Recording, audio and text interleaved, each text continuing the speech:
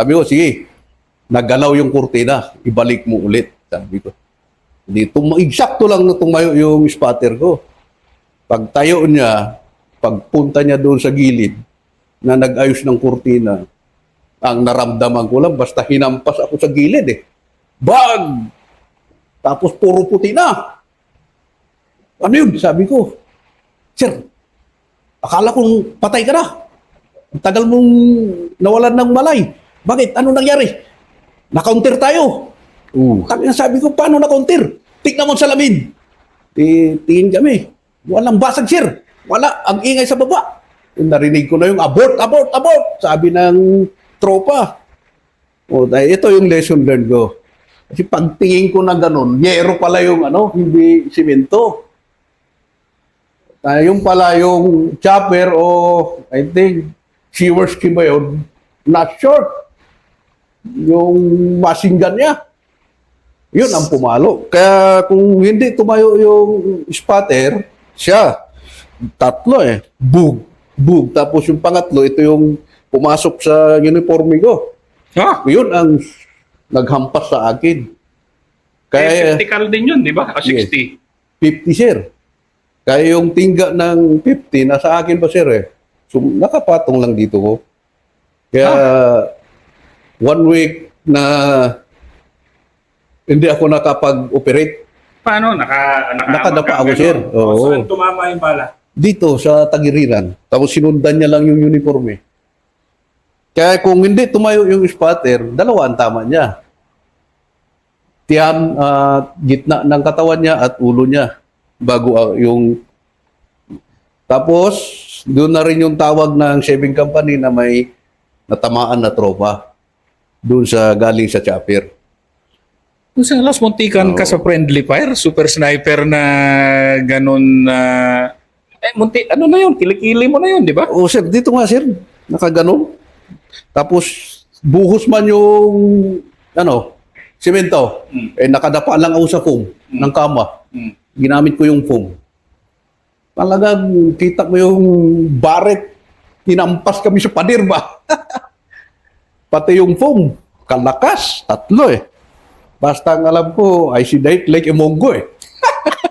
Buti yung spotter mo tumayo. Kung di katay Mabuti siya. sir, sabi ko ayusin mo na yung kasi baka may biglang sumunod, magdala ng RPD yan. Kasi nakuha na eh. Yun na. Bumaga. So, 1 week na, yun sir, na unserviceable kumbaga. Pero naka major score ka naman na. Yes, sir. So, hanggang lang ako, hanggang nakagagalaw naman, pero medyo maga lang. Pero for the record, anong distance mo tinamaan yung nasa naka-50 cal sa pickup?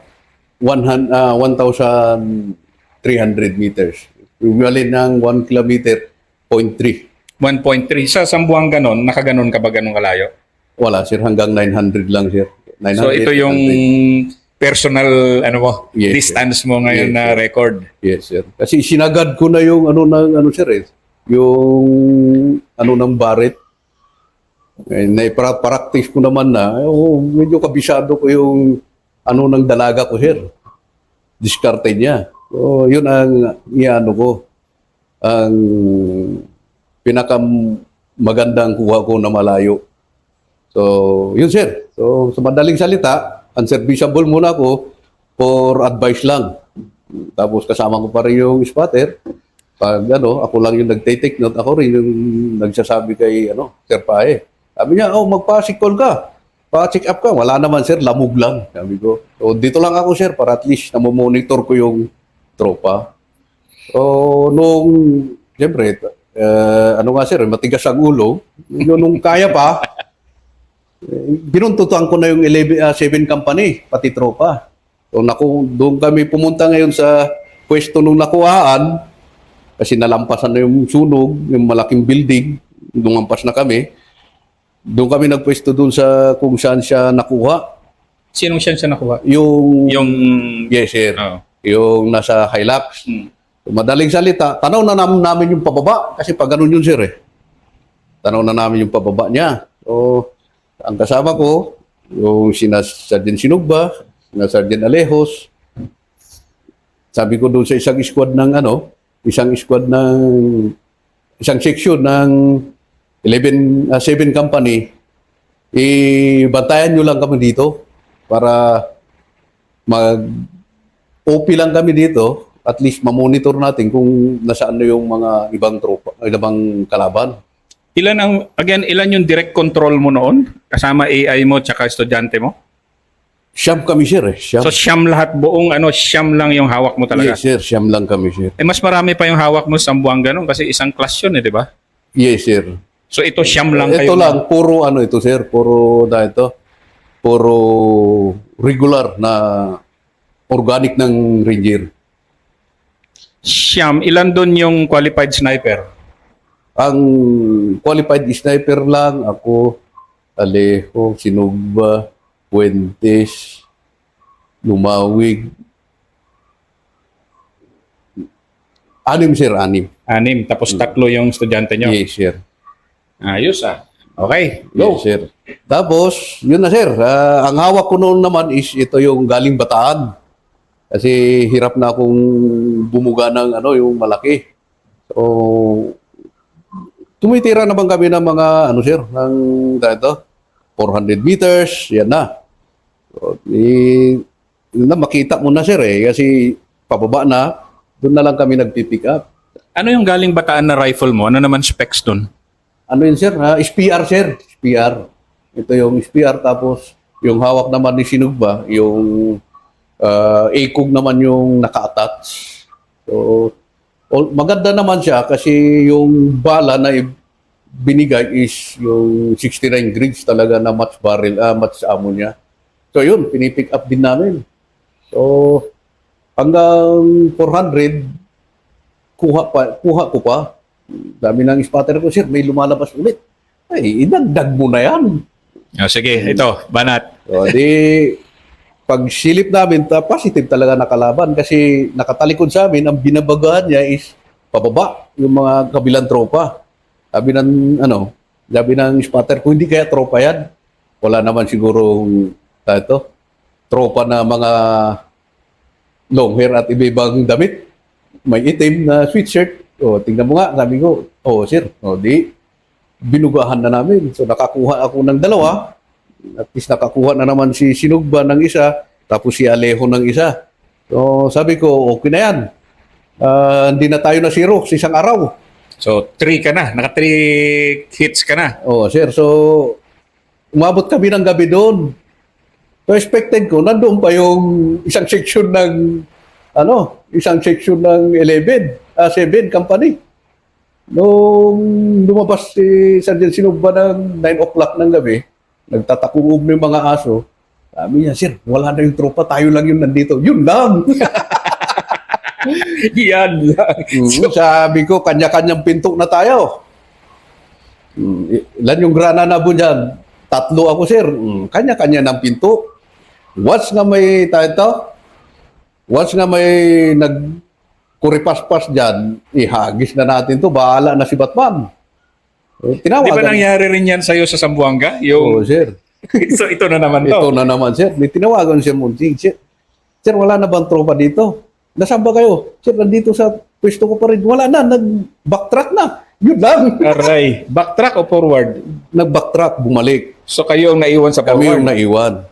Ito yung sinasabi ko na dapat hindi iwanan. Kasi babalikan na naman ulit. So problema muna ang kinabukasan. Although nakuha mo siya na clear, mayroon pa rin. Sabihin natin clear, hindi ka man kumpiyansa kasi baka may bumalik So, anong feeling ng mga sniper mo na kayo-kayo lang doon wala nang tulugan siya. Sabi ko, eto na, wala tayong tulugan. So, prepare lang. So, hanggat nag-umaga yun, sir. Nag-umaga, may dumating na kaling up ulit yung section pa rin. At least alam niya kung saan siya dumaan. Hinudalay namin yun. Doon ang bumaba si Sir Monting. Kaya medyo may picture-picture kami doon. Yung sa McDonald's ba yun? Hindi pa, sir. Hindi pa. Tagal pa yun. Buwan pa yun, sir. Bago makuha yun. Sige. So, sa madaling salita, umabanti na yung tropa, kanya-kanyang pwesto na. May kanya-kanyang bahay na. So, yung si Sir Monching, ganun-ganun na pwede nang balik dadaan-daanan kasi medyo clear na yung hilera. Plano na naman ulit, maghintay na naman kung anong next move. Basta kami lang is, wala pa kaming thermal kasi, kaya madaling araw, ang mata lang namin hanggat hanggat maghapon, walang benta. Kasi hindi naman kami sayang. Sabi ko, huwag kayong magpa-compromise. Cool lang tayo. Kung walang benta, huwag mapaputok. Kaya mo lang yung ibang tropa na talagang magkiklear yan sa mga bahay-bahay. So, sa madaling salita, umabante na naman kami ng ibang bahay. Kumuha na naman kami. So, ito yung kasama na namin itong estudyante ni Sir Kabugon. No, so, may isang bahay doon, tapos sa baba niya, yun talagang tumagal kasi hindi kami makahanap ng pwesto. Paano? Dahil hindi ka mahanap ng pwesto dahil walang mataas o... Yes, sir, walang kumbaga, hindi ka makalabas dahil may hindi pa clear yung kanan mo, sir, at kaliwa mo. So, ang nakiklear yan kasi pababa kami, sir, So, galing kami ng Talahiban. So, medyo tumagal yung nag-stay kami doon kasama yung estudyante. So paano? Estudyante assault ng assault kayo, paano yung sniper? Hindi kami makahanap ng magandang hindi kami makahanap ng magandang pwesto kahit may dala kaming pambutas, normal, kasi yun nga, nasabi ko na ito yung sa Zamboanga, dapat may silsil maso. Although magbutas kami doon, hanggang lang, hanggang dyan lang kasi pader ng bahay, sir ba? Ang kalaban naman, nandyan lang sa isang bahay din. So, ang mangyayari ngayon, yung mga assaulter na lang ang nagbubugahan. So, almost one week din o 5 days kami doon na nakatingga. Hindi kami hanggat ang ginawa ni Sir Monjing, nagpababa ng may nagpababa yata ng tangke niya yun. Bumutas sa kabila. Nung binutas niya yung kabila, na binungbubunggo niya yung pader para makakita lang, yun na. Nung lumipat na kami, sir. Kasi may bakal na. Sinira niya yung pader, almost matagal kasi kung anong plano. So, nung nakuha na namin ito na yung sabi ko, laruin natin sabi ko sa spotter ko. Nanawagan ko rin yung Ano yung sabing ng laruin? Paano? Sabi ko, putukan ko ng M203. Pag lumabas dyan, kunin mo na. Pero malapitan lang. Mga 100 meters yan. Shot na sa'yo yan. Di, bugahan ko ngayon ng M203. Nung binugahan ko, may tumakbo. Sir, tumakbo! Bakit mo hindi binaril? So, first time, sir ba, na makita niya yung kalaban talaga na nagmumove na, nakuha na namin yung anong bahay ba ito? May nakuha akong isang bahay, tapos yung sa eskwelahan, yung may na-post mo na picture, nakaganon ako. Yun. Yung kanto na yun, hindi pa clear yun. Kung kinuha ko yung... lakad doon? Yeah. Yung picture na pinost ko sa'yo Hindi ko alam kung sino nakakuha nun. Yung sundo din na akin ni sir, nung pinapalabas ako ni Sir Pahe. Kasi ang alam ko sinundo ako noon Kaya paakyat kasi yun. Yun sa may eskwelahan? Yes, sir. Yung tapat noon ng building, yun ang biniran din ni Sir Pahe. Kasi noon dito ba yun, bago yung eskwelahan, mula 200 meters, 250 meters, may pwesto pa ako doon Yung kanto na yun na tapat ko na napistuhan, yun nakapwesto ang may garan. Garan na sniper ang kalaban? Yes, sir. Yun ang biniran ni Sir Pahe. Kasi yung pwesto ko, yun talagang inaabangan ko. Kasi hindi makamove yung estudyante ng SF. Doon sa may eskwelahan na yun? Dito, sir. Yung mismong tapat ko na building, may building doon, sir. Yung doon nakapwesto. Kung mapapansin mo, may butas yun. Nagbutas din sila. So, ako naman, almost nasa, ko sa sir, yung pwesto ko, nasa 45 degrees. Yun ang inaabangan ko. Tapos, nakadapa kami doon, sina Sergeant Aleo sa kabila din, para makuha nga yun. Kasi yun lang ang nag-distract sa movement ng ano eh, yung sa estudyante at 14 DRC. Nakagarand lang ha? Garan lang, sir. Tapos biglang nakadapa ako, biglang tinapik yung paa ko. Paglingon ko, si Sir Pahe na at si Sir Kabutahe. Mm. Sabi ko, ano dyan? Sabi ni Sir Pahe, sir, dito ka, sir. Tinuro ko, may abangan mo lang yung ano, sir. Total, itong baril, sir, naiputok mo man ng ano to, sir. Yung baril niya, ang gamit niya, sir, na 5.56, na with scope. Sabi ko, zero naman yung baril mo, sir. Ang distance niyan is 250 lang. Pag lumiwanag yung butas na yan, sir, unahan mo na, sir. Kasi ang kasunod yan, putok, tapos parang mertilyuhin na ito. Kasi ang binabanatan niya, itong pumuputok na estudyante dito, yan ang decoy namin. Tapos nilalabas yung estudyante yung kahoy para sabihin baril. Siguro may spatter din sa kabila. Pag lumiwanag, boom! Tapos martilyo. Parang yung tama ng bala ba? Accurate din. So hindi niya lang ma-shoot. Ganun ba? Sabi ni Sir Paye, yes sir. Di, ako yung spotter niya. So regiment Tatlo kami commander, doon, sir, eh. regiment commander, one-star Yes, sir. general, nakiki-snipe din ha? Oo. Brother man din, sir. So, dumapa siya. Tapos, Sir Kabutahe, ako yung nasa kanan niya. Ako yung spotter niya. Sinaga din namin, sir, mga 10 minutes din na kuhan sa tiyagaan. Nung medyo lumiwanag, sir, bira na! Kasi pupwesto yan.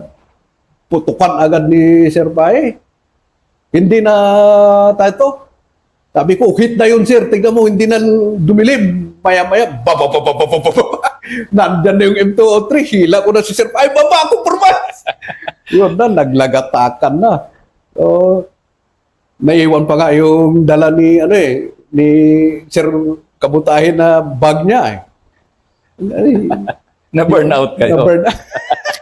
Pero hit ni Sir Pae. Sir, hit, sir. Yun na, kami, sir eh. Ito, halos na bumuhos yung, parang ulan na yung bumuhos na bala. At least, sir, congrats. Naka-isa ka na rin, sabi ko, sir ba? Sabi niya, sir ba? Baga, dumalaw lang. Kasi kaya pala tinatanong niya yung location ko.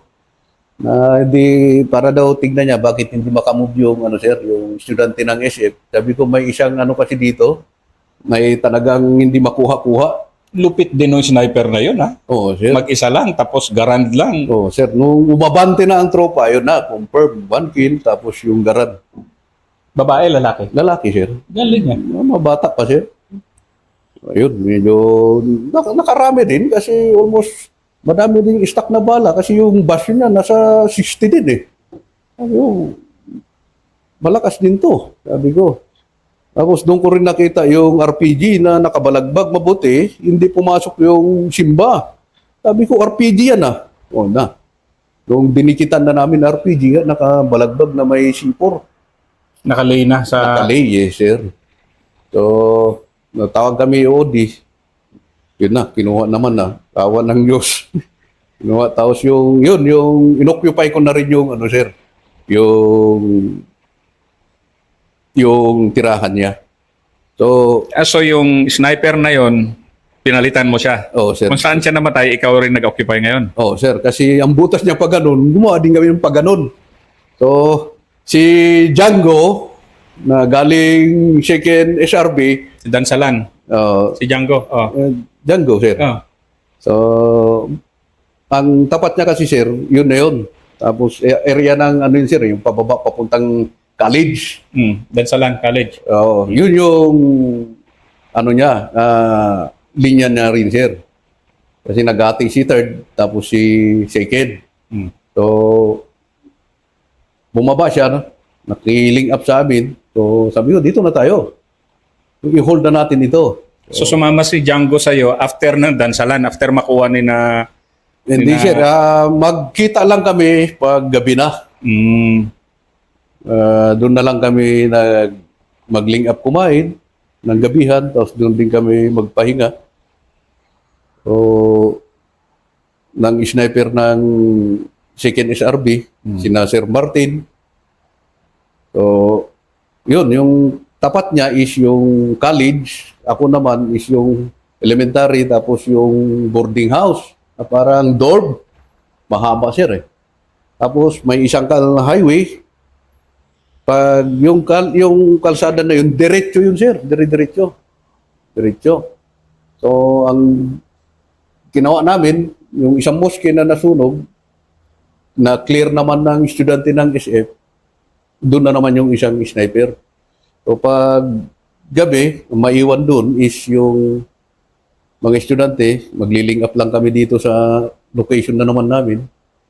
At least madali kaming pick upin kasi, sir. So ang Pag-briefing. deployment nyo nun, parang pinipik, kasi siyam lang kayo, madali kayong ilipat-lipat. Yes, sir. Tapos, kung may briefing, magpakandak si Sir Monjing ng briefing niya para sa movement naman ng tropa. Mm. Kung ano masuportahan namin, madali kaming pick upin ng sasakyan. Tapos, kahit hindi mag-ilaw nga, may baba lang kami doon. Pag isoli kami, puro gabi, walang ilaw ang sasakyan.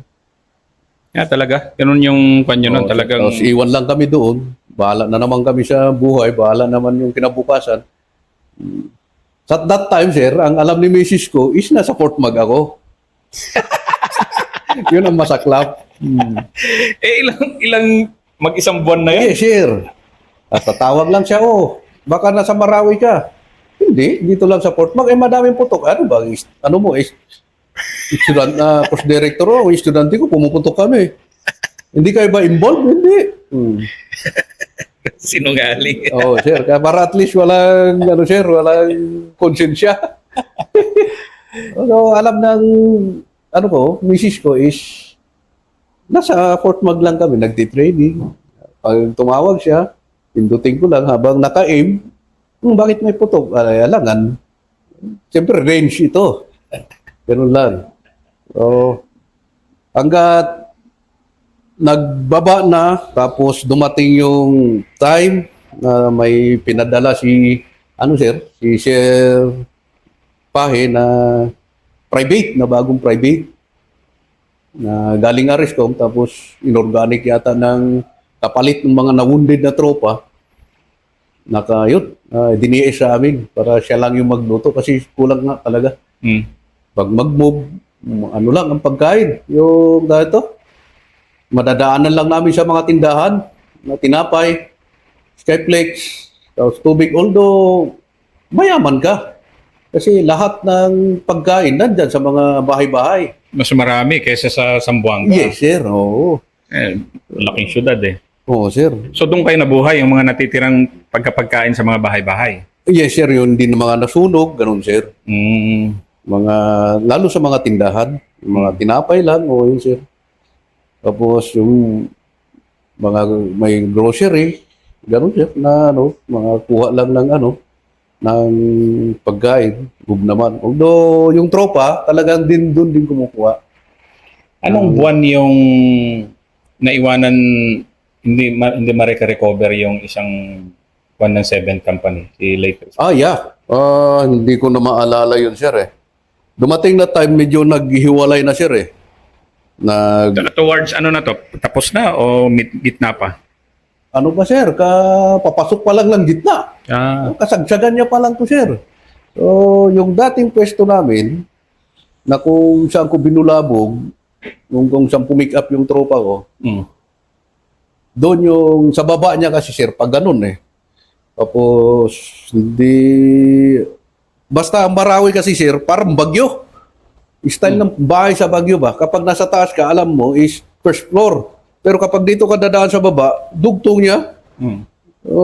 Yun ang style niya. Kung anong style ng bahay sa bagyo, kasi pag ganun siya eh.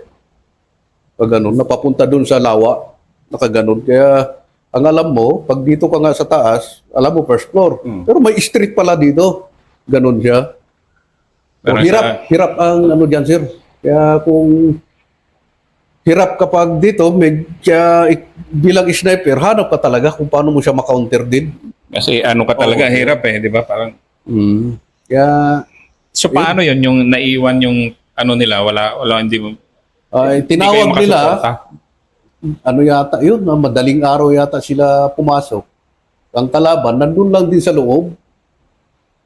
Binantayan yung naiwan na tropa. Yes, sir.